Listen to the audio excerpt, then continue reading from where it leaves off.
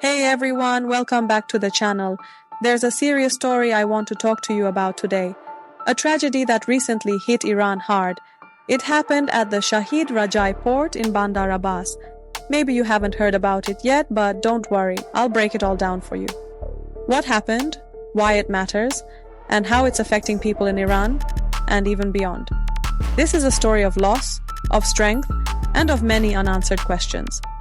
Let's dive in. On April 26, 2025, a massive explosion tore through Shahid Rajai port, one of Iran's largest and busiest ports. It's a vital hub for imports and exports, a key part of the country's economy. But that day, something went terribly wrong. A fire broke out, and within minutes, it triggered a series of explosions that rocked the entire city. The numbers are heartbreaking, more than 70 lives lost, hundreds of people injured, some say even over 1,000. Most of the victims were workers at the port, firefighters or locals living nearby, and some are still missing. Some of the bodies were so badly burned they're difficult to identify. The fire burned for days, destroying containers, trucks, and large parts of the port's infrastructure. Schools and offices nearby had to shut down. People were told to stay indoors because of the toxic smoke.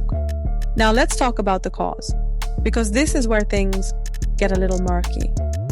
Officials say it all started while handling a shipment, possibly a container carrying hazardous materials. The governor of Hormozgan province said it began with smoke, then fire, and then everything just exploded. But that might not be the whole story. Some reports suggest there were serious safety failures. Apparently, one company didn't properly declare the cargo. They mislabeled or even hid the fact that it was dangerous. Others are blaming outdated equipment, like not having proper scanners to inspect containers. And yes, some people are even wondering, could it have been sabotage? So far, there's no solid proof of that. But it shows how many questions are still unanswered. One thing is clear, this wasn't just a random accident.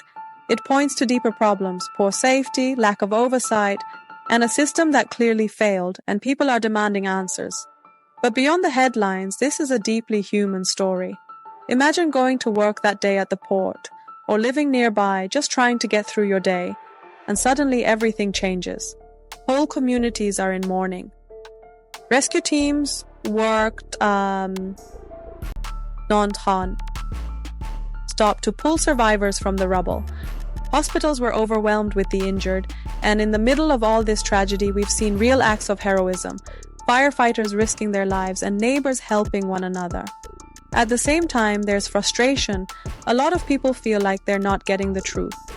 Government statements have been vague. Some media outlets were reportedly told to stick to approved versions of the story. So, people turned to social media, but that brought a wave of confusion, rumors, and misinformation. It's been a tough time for the people of Bandar Abbas, a city known for its resilience, its warmth, and now its grief. You might be watching this from halfway across the world and thinking, why does this matter to me? Well, here's why. Bandar Abbas is a key player in global trade. It's a gateway for goods moving through the Persian Gulf.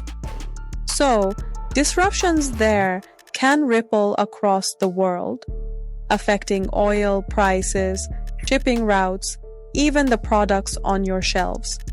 And beyond that, this disaster raises bigger questions.